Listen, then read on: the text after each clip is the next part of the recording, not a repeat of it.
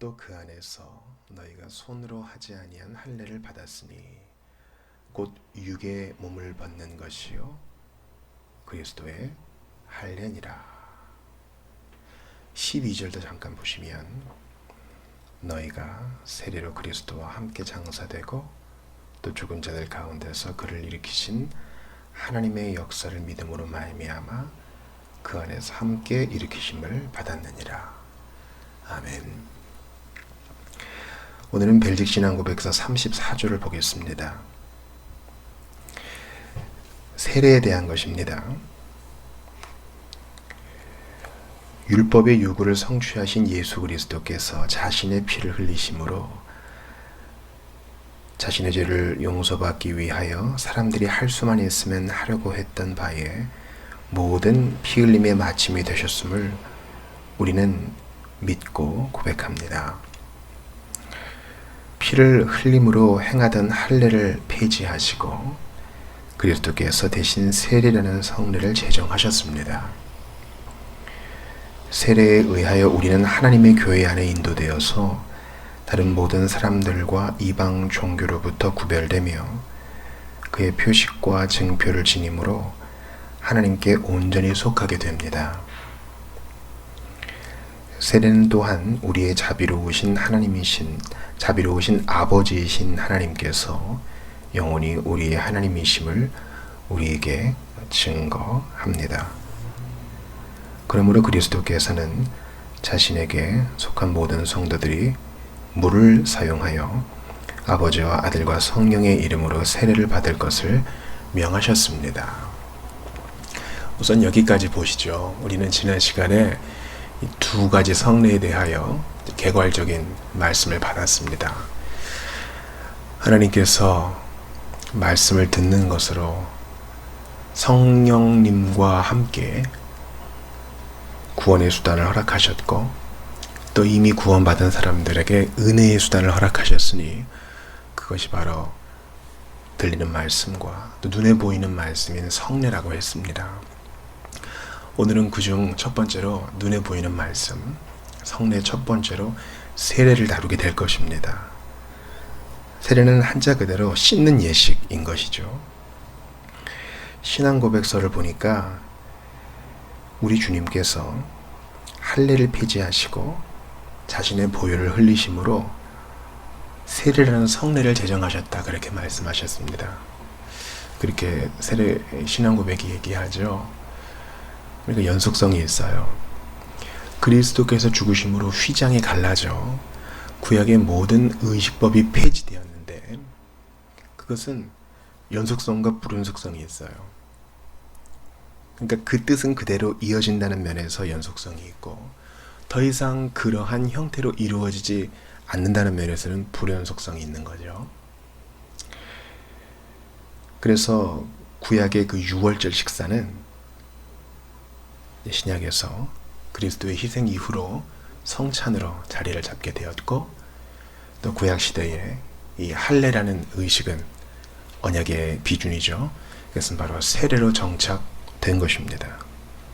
그래서 신앙고백서도 잘 지적하다시피 예수 보혈로 할례는 폐지되고 그리스도께서 세례라는 성례를 제정하셨다 했습니다. 지난 시간 말씀 기억하시죠? 칠성례가 아니라 두 가지 성례다. 왜냐하면 예수님께서 정하시고 명하신 것은 이 두 개밖에 없어요.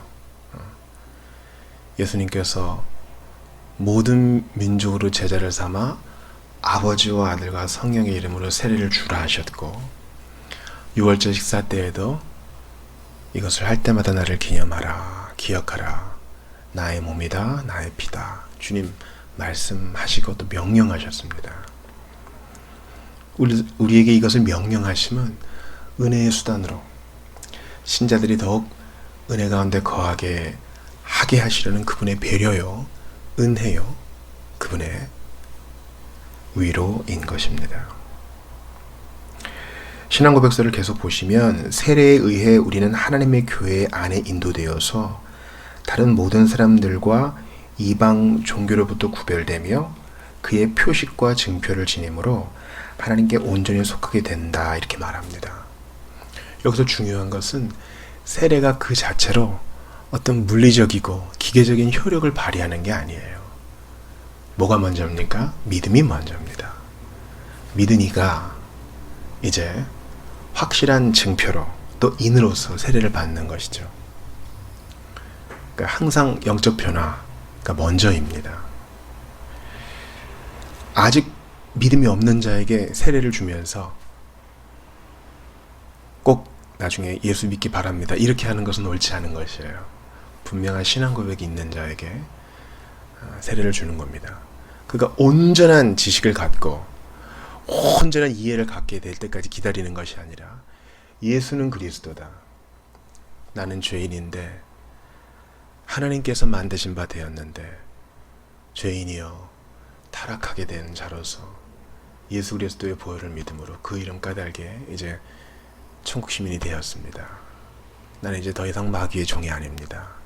이런 투박한 신앙 고백이 있어도 그것이 진실하면 그 믿음 이후에 세례를 받게 된다는 것이죠.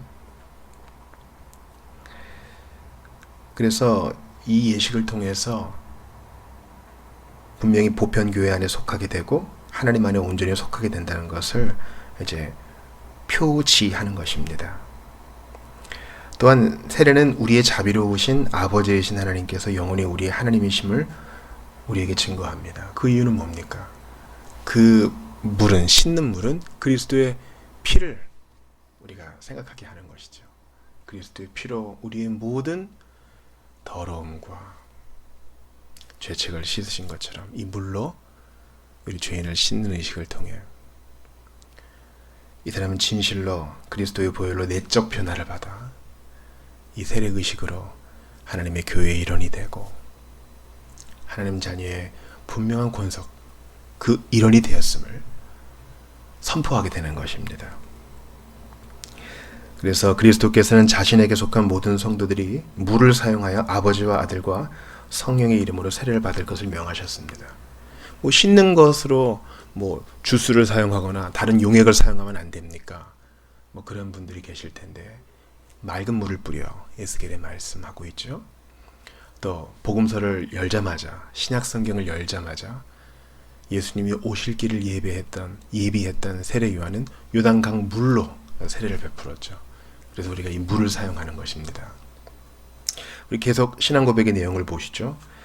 세례를 통하여 하나님께서는 다음의 가르침을 보여주십니다. 물이 우리의 몸에 부어질 때 그것이 우리 몸의 더러움을 씻어주듯이, 또한 세례를 받는 사람들 위에 물이 뿌려질 때에 그들의 몸에 더러움이 보이듯이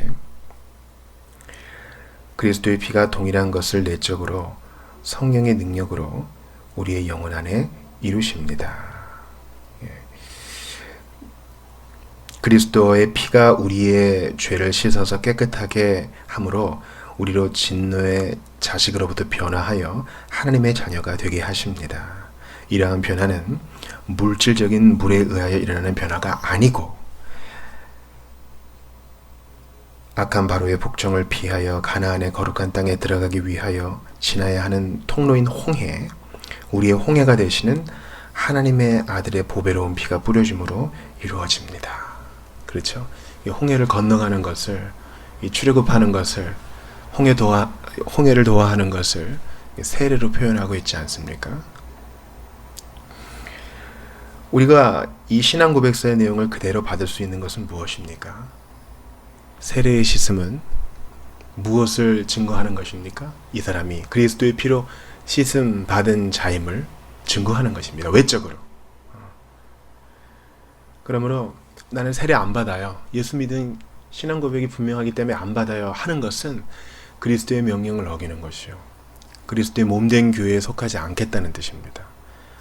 본질이 중요하지 겉으로 드러나는 의식이 뭐가 중요합니까? 이렇게 말씀하신다면 내가 예수보다 나은 자요, 이렇게 얘기하는 것밖에 안 됩니다. 그러므로 그리스도의 가르침에 넙죽 엎드리십시오.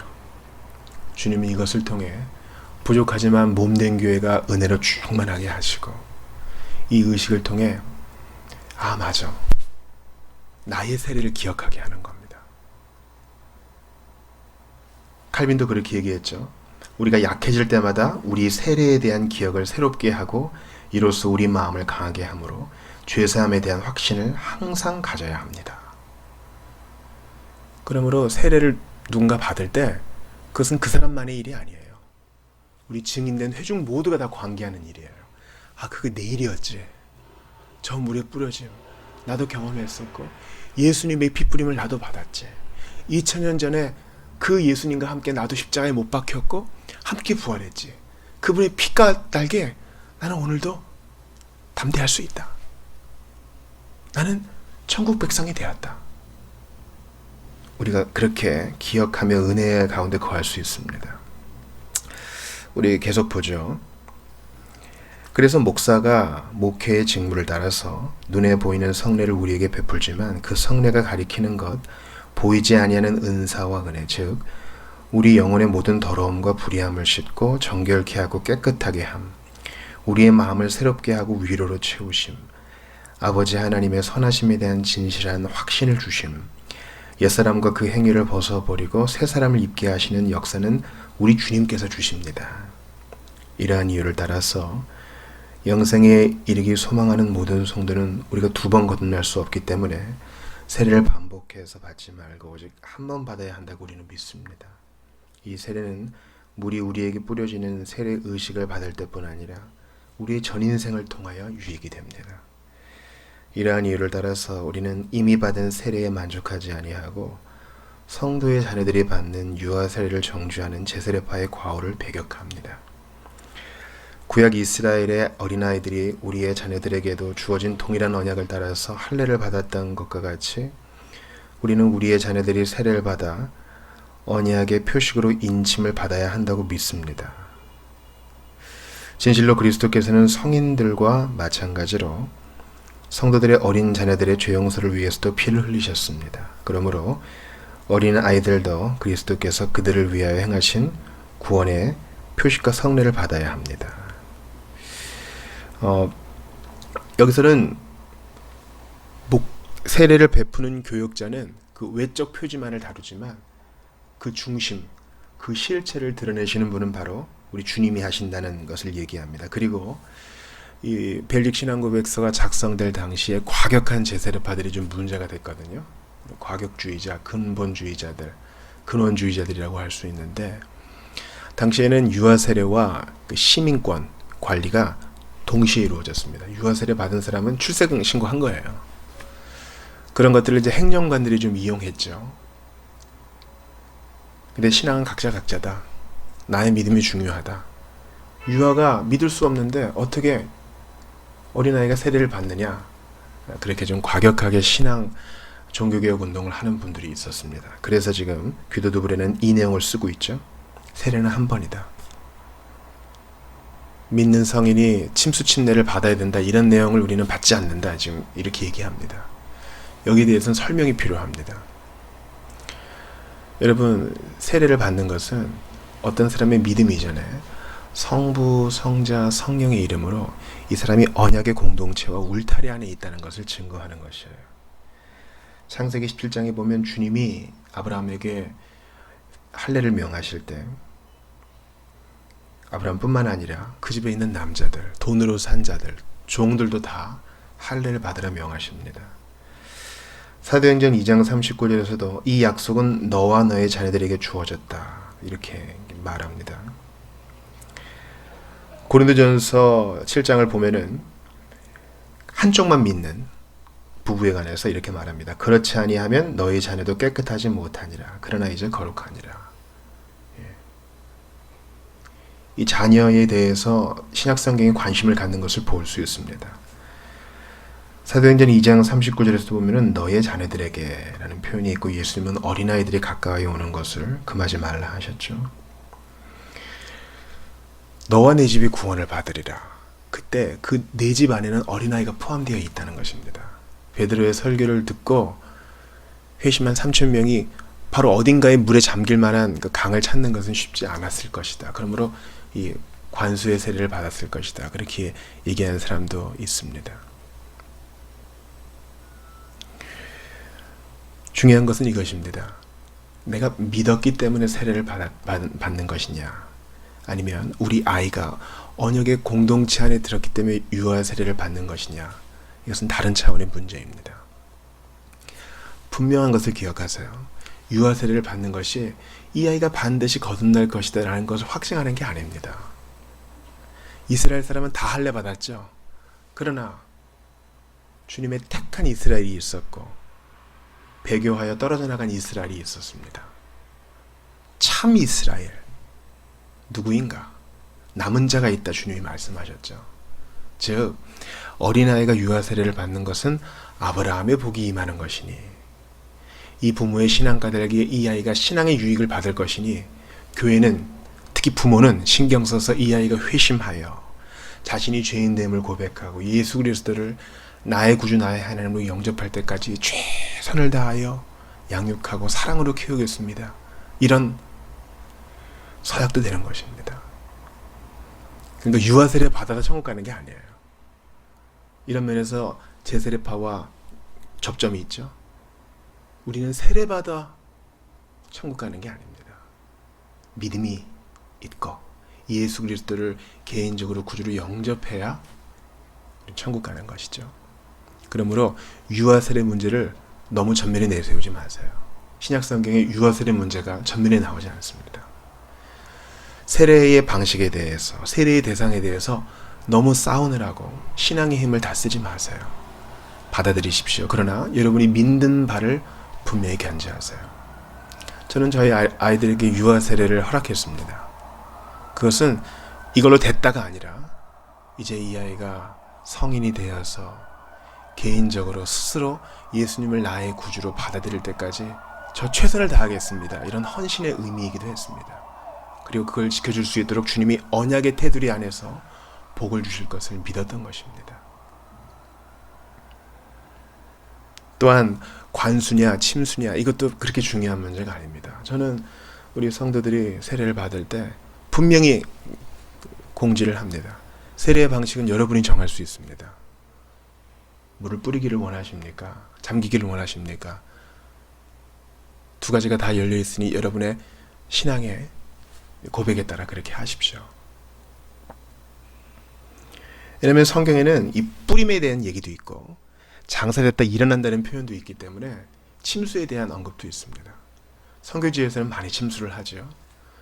그러나 어린아이는 침수를 할 수 없을 것입니다.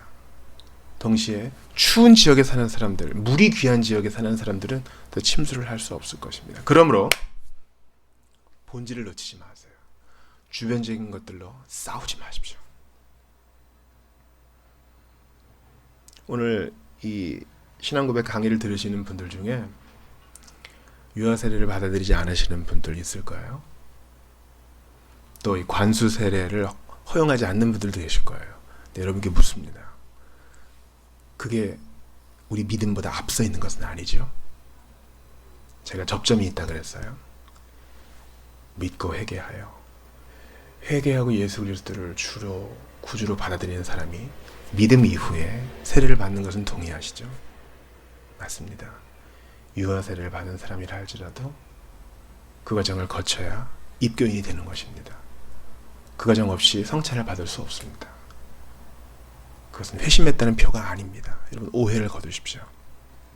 그러므로 우리와 다른 신앙의 형태를 갖고 있는 자들에 대해서 화살을 겨누는 것을 이제 금하시고 예수 그리스도께서 우리에게 이 세례를 명하신 그 이유를 기억하세요. 그리스도의 피 흘림을 생각하지 못하면 이게 무슨 유익이 있겠어요? 자, 우리 마지막을 봅시다.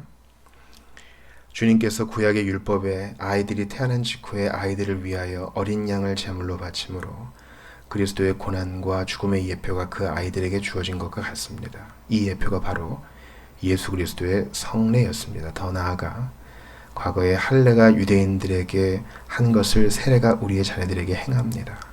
그러므로 바울은 세례를 그리스도의 할례라 하였습니다. 우리가 시작하면서 읽었던 골로새서 2장 11절이죠. 12절에서 이미 세례에 대한 얘기를 하면서 그것은 손으로 하지 아니한 할례인데 곧 육의 몸을 벗는 것이고 그리스도의 할례다. 그러므로 신구약에 연결되어 있어요. 할례는 무엇입니까? 포피를 벗기는 것이죠. 끊어짐이 있는 것입니다. 피 흘림이 있는 것입니다.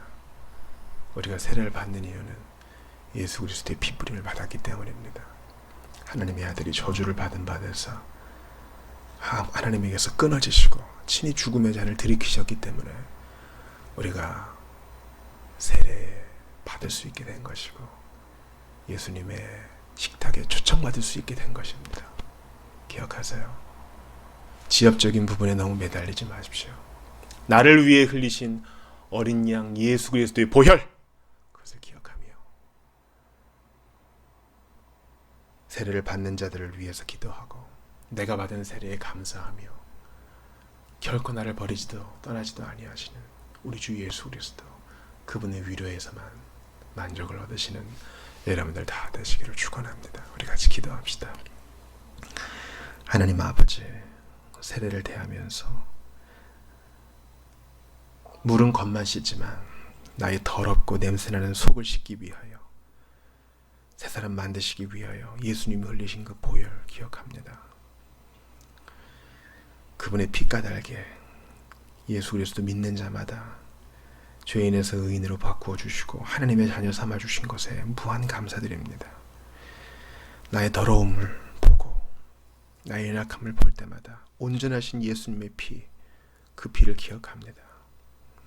지체들이 세례를 받을 때마다 나의 세례를 기억하며 예수 그리스도께서 흘리신 그 보혈을 기억하며 다시 한번 뜨거운 마음이 회복되게 하시옵소서.